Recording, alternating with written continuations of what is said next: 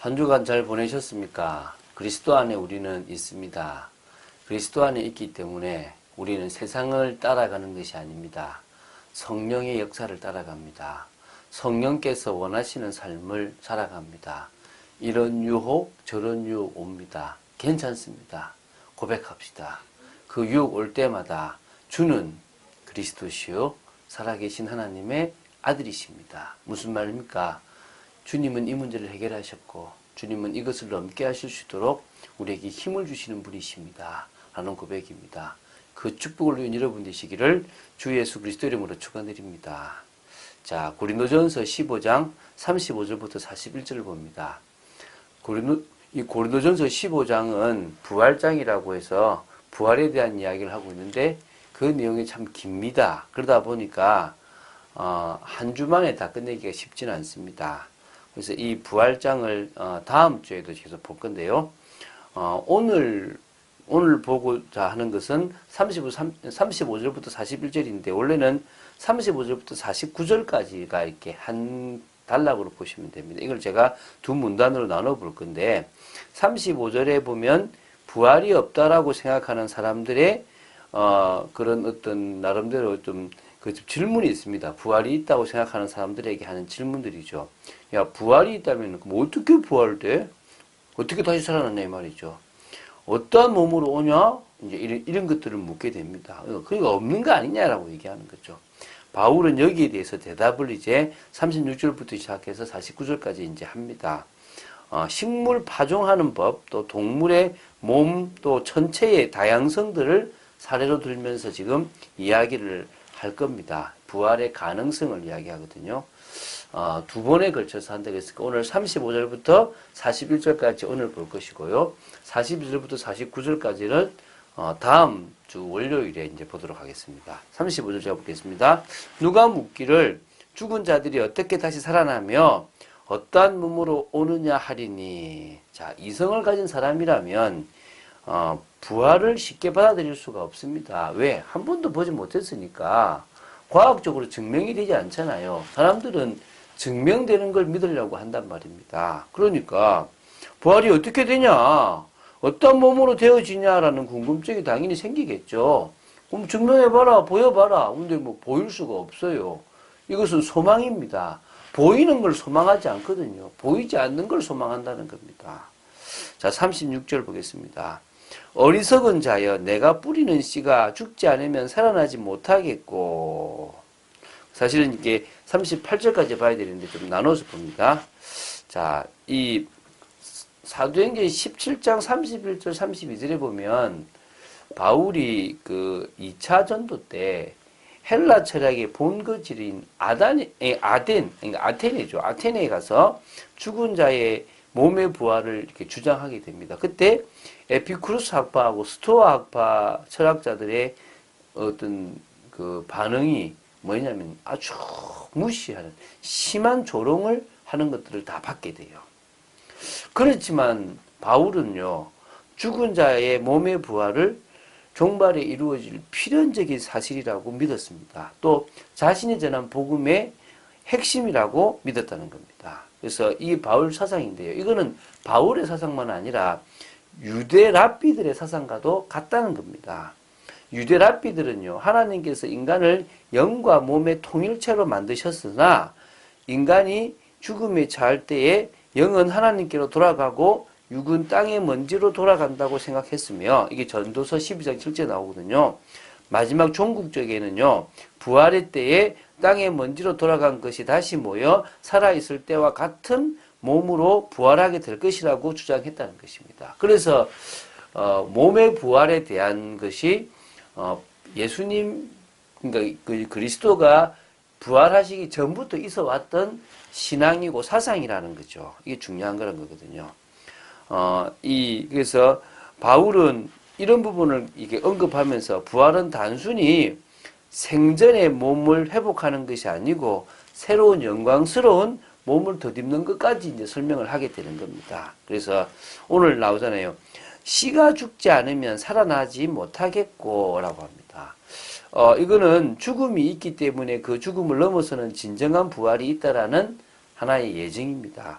자, 저는 이 말을 제가 들을 때 요한복음 12장 24절 하늘의 밀이 땅에 떨어져 죽지 아니하면 하늘 그대로 있지만 죽으면 많은 열매를 맺는다는 말씀과 상통한다고 봅니다. 그래서 바울은 씨앗이 죽음의 과정을 거쳐서 새로운 형태로 살아나듯이 우리의 육체도요, 죽음을 통해서 새로운 형체를 입게 된다는 것을 지금 설명하려고 하고 있는 것입니다. 자, 37절, 38절 보겠습니다.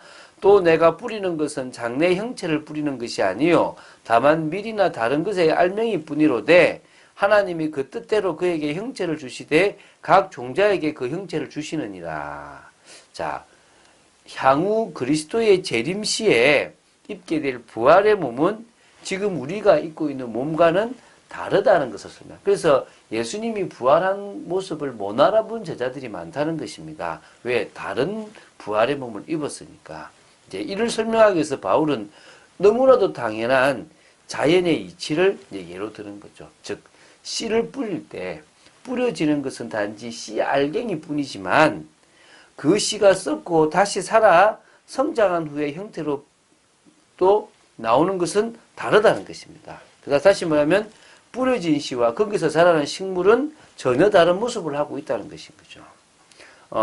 사람들은 씨를 뿌리지만 그 씨의 종자에 맞는 형체를 입히는 것은 누구란 말입니까? 하나님이라는 것입니다. 뿌린 자의 능력에 의한 것도 아니고 식물의 의지에 의한 것도 아니고 우연의 일치, 우연의 일도 역시 아닌 겁니다. 씨앗의 종류대로 그에 알맞은 형체를 입히는 것은 오직 하나님께 속한 일이라는 겁니다. 그래서 땅에 심겨진 이 씨앗이 하나님의 주권적인 뜻과 능력에 의해서 전혀 새로운 모습으로 변화되어 나타나듯이 부활 후에요. 인간의 육체 역시 하나님의 주권적인 뜻과 능력에 의해서 새로운 몸의 형체로 변모된다는 것을 지금 이야기하는 겁니다. 여러분의 모습, 저는 눈도 안 좋고요. 볼품 없는 이 모습인데 키는 모르겠지만요. 제 속에 부족하고 연약한 것들은 다 회복된 또 새로운 더 이상 부족하다라고 느끼지 않을 만큼의 몸이 될 거라고 저는 믿습니다. 그래서 저는 부활이 좋은 거죠. 왜 이렇게 아주 연예인처럼 뛰어난 몸을 가진 게 아니니까 더 새로운 몸을 입을 거라고 할 때 기대가 되는 거죠.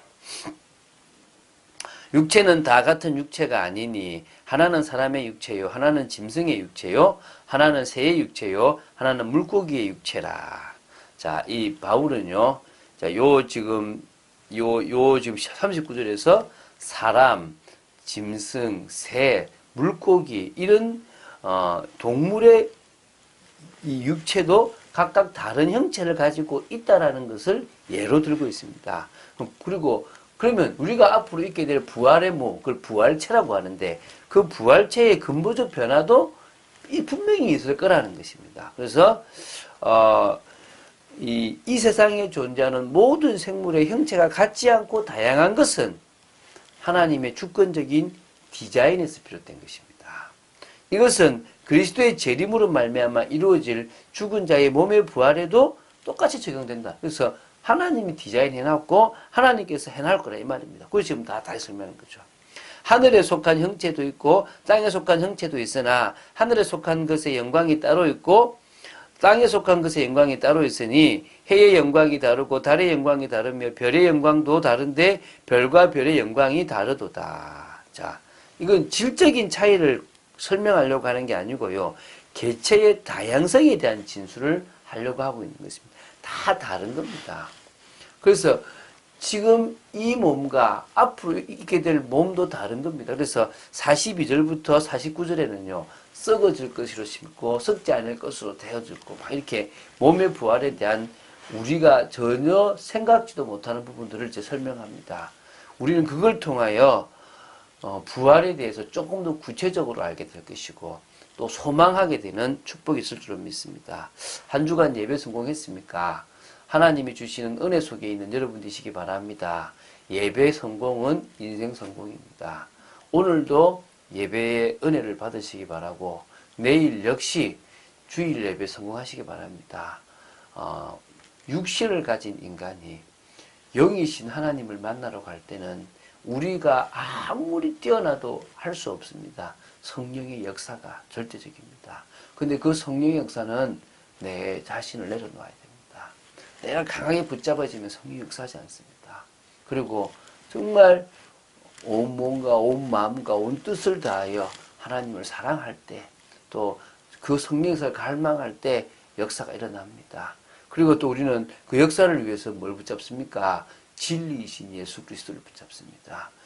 예수 십자가의 피를 믿는 믿음을 가지고 나아가는 게 중요합니다. 그 예배가 교회에서의 예배, 공적 예배, 삶에서의 예배가 되어져야 될 줄로 믿습니다. 그럴 때 우리는요, 많은 사람들이 무덤과 같은 실패의 인생을 살아가고 있는 그때 우리는 그것을 넘어서는, 그것을 뛰어넘는 축복의 인생을 살게 될 줄로 믿습니다. 내일 주일을 준비하시면서 오늘 힘을 얻는 여러분 되시기를 주 예수 그리스도 이름으로 축원드립니다. 주는 그리스도시요 살아계신 하나님의 아들이심을 고백합니다. 끝까지 말씀 따라가기를 원하며 부활 신앙을 가지게 되기 원하며 부활에 대해서 좀 더 구체적으로 저희들이 보는 축복의 시간 되기 원합니다. 조금씩 성경을 봐 나가면서 그냥 막연하게 지나갔던 말씀들을 좀 더 구체적으로 보게 하심을 감사드립니다. 더 구체적이고 사실적으로 볼 수 있는 축복의 저희들 되기를 간절히 소원합니다. 역사하여 주시옵소서. 주 예수 그리스도 이름으로 기도드립니다. 아멘.